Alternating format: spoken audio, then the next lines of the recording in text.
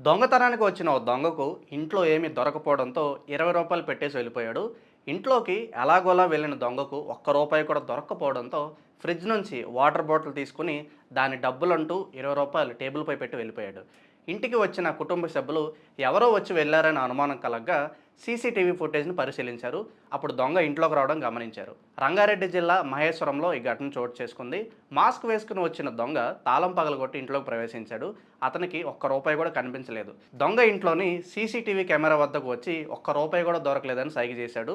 Fridge వద్దకు వెళ్ళిన ఒక నీళ్ల బాటిల్ తీసుకున్నాడు. వెనక్కి వచ్చి జేబులోంచి పర్స్ తీసి అందులోంచి రూ. 20 తీసి ఆ నోట్‌ను టేబుల్‌పై పెట్టి వెళ్ళిపోయాడు.